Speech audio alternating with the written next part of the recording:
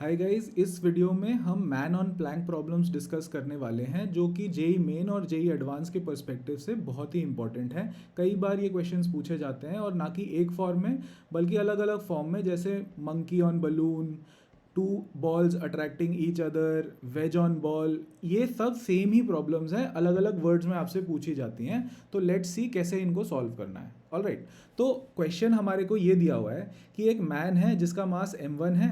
वो एक ट्रॉली के ऊपर स्टैंड कर रहा है जिसका लेंथ l है और ट्रॉली का जो मास है वो m2 है। ठीक है, तो initially the system is at rest. There is friction between man and trolley. Man और ट्रॉली के बीच में फ्रिक्शन है, but no friction between trolley and surface. ठीक है, तो अब क्या करता है, मैन जो है हमारा वो एक एंड से दूसरे एंड की तरफ वेलोसिटी v नॉट के साथ मूव करने लगता है। लेकिन ये हमें ध्यान में रखना पड़ेगा कि ये जो वेलोसिटी v नॉट गिवन है हमें क्वेश्चन में, velocity v naught, that is with respect to the trolley. ठीक है, अगर हम ट्रॉली के फ्रेम ऑफ रेफरेंस में घुस के मैन को ऑब्जर्व करेंगे तो उसकी वेलोसिटी v नॉट हमें दिखाई देगी। ट्रॉली के फ्रेम ऑफ रेफरेंस है, हमें क्या निकालना है, find the velocity of the trolley. Velocity of the trolley हमें निकालनी है ग्राउंड फ्रेम में, and the distance covered by the man when he reaches the other and.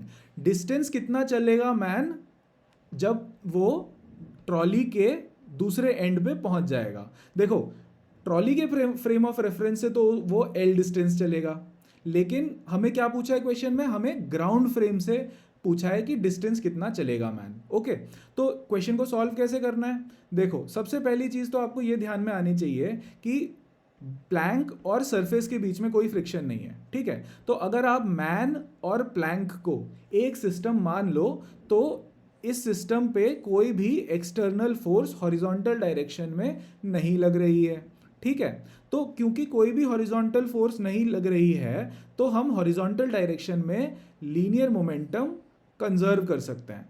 आप ज़रूर समझना ये बात कि जो फ्रिक्शन है बिटवीन मैन एंड प्लैंक वो एक इंटरनल फोर्स होगी हमारे मैन प्लस प्लैंक सिस्टम के लिए। ठीक है, तो इंटरनल फोर्सेस का कोई रोल नहीं होता है जब हम लीनियर मोमेंटम को कंजर्व करने की कोशिश करें। आपका हॉरिजॉन्टल में कोई एक्सटर्नल फोर्स नहीं लग रहा है तो आप लीनियर मोमेंटम कंजर्व कर सकते हैं। ठीक है, बट एक इंपॉर्टेंट पॉइंट है कि आप जो लीनियर मोमेंटम कंजर्व करेंगे वो एक इनर्शियल फ्रेम ऑफ रेफरेंस में ही कंजर्व कर सकते हैं। इसका मतलब आपको ग्राउंड फ्रेम में ही अपना लीनियर मोमेंटम कंजर्व करना है।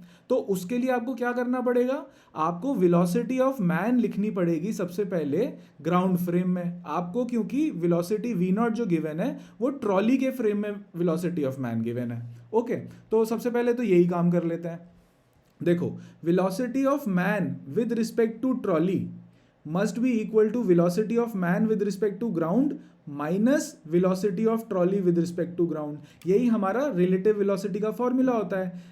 V B with respect to A is equal to V B minus V ए।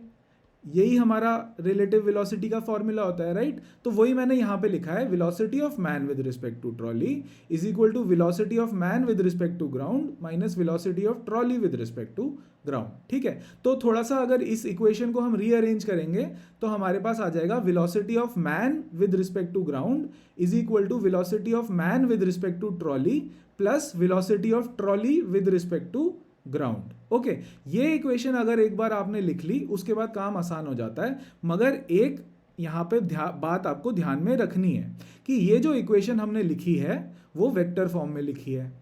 ठीक है, क्योंकि हमने ये इक्वेशन वेक्टर फॉर्म में लिखी है, हमें मैग्नीट्यूड्स के साथ साथ साइन का भी ध्यान रखना पड़ेगा। ओके, तो velocity of man with respect to trolley कितनी गिवन है, v नॉट गिवन है इस डायरेक्शन में, और हम अज्यूम कर लेते हैं कि हमारी velocity of trolley with respect to ground कुछ है V T G towards the left, यानी कि V T G towards the left. तो हमारा velocity of man with respect to ground कितना आ जाएगा, वो आ जाएगा V man with respect to trolley, V man with respect to trolley plus plus का साइन, यानी ये वाला प्लस का sign, velocity of trolley with respect to ground मगर एक साइन के साथ, क्योंकि ये वेक्टर फॉर्म में था। ठीक है, तो हम अगर साइन लगा देंगे तो मेरा वी नॉट इस डायरेक्शन में है और वी टी जी इस डायरेक्शन में है, तो मेरे को एक माइनस साइन लगाना पड़ेगा ये दिखाने के लिए कि वी टी जी जो है वो लेफ्ट की तरफ है। ऑलराइट, तो एक बार हमें ये इक्वेशन मिल गई, उसके बाद हम मोमेंटम कंजर्व कर सकते हैं। हम लिखेंगे initial momentum is equal to final momentum. Initially तो सिस्टम रेस्ट पे था तो इनिशियल मोमेंटम 0 हो जाएगा, और फाइनल मोमेंटम लिखने के लिए हम ग्राउंड फ्रेम में ये लिखेंगे mass of one into velocity of one, यानी mass of man into velocity of man, plus mass of two into velocity of two, यानी कि mass of trolley into velocity of trolley. और keep in mind momentum भी vector होता है, तो यहाँ पे भी हमें साइंस का ध्यान रखना है। हम लिखेंगे m1 v naught minus V T जी, ये जो अभी हमने इक्वेशन निकाली, plus m2 into minus V T जी। ठीक है, ये माइनस साइन का हमें ध्यान रखना है क्योंकि वेलोसिटी ऑफ ट्रॉली जो है वो टुवर्ड्स द लेफ्ट है। ऑलराइट, तो अब इस इक्वेशन को सिंप्लीफाई करेंगे तो हमारे पास velocity of trolley with respect to ground आ जाएगा। इस इक्वेशन को सिंप्लीफाई करो, आपके पास velocity of trolley with respect to ground आ जाएगा m1 v not divided by m1 plus m2। Similarly अगर आप velocity of man with respect to ground लिखने जाओगे तो आप फॉर्मूले में डाल दो v naught minus V T G equal to, ये आ जाएगा आपका solution m2 v not divided by m1 plus m2। देखो अब ध्यान देना, यहाँ पे ना फॉर्मूला में एक पैटर्न है। आपको अगर ट्रॉली की वेलोसिटी निकालनी है विद रिस्पेक्ट टू ग्राउंड, आप करोगे mass of man divided by total mass into relative velocity. V naught क्या थी? Relative velocity of man with respect to trolley. ठीक है, तो आपने क्या किया, mass of man into relative velocity divided by total mass, आपका वेलोसिटी ऑफ ट्रॉली आ गया।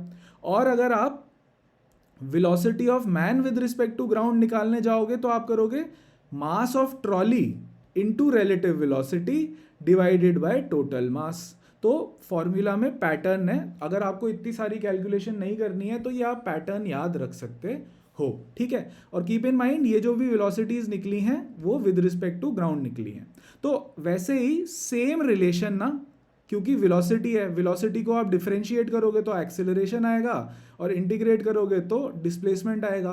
तो यही सेम पैटर्न वाला रिलेशन आपको डिस्प्लेसमेंट और एक्सेलरेशन में भी मिलता है। तो अगर आपको डिस्प्लेसमेंट यानी मैन की विद रिस्पेक्ट टू ग्राउंड निकालनी हो, यानी कि हमारा मैन कितना डिस्टेंस चला है आगे विद रिस्पेक्ट टू ग्राउंड, आप करोगे mass of trolley divided by total mass into L relative.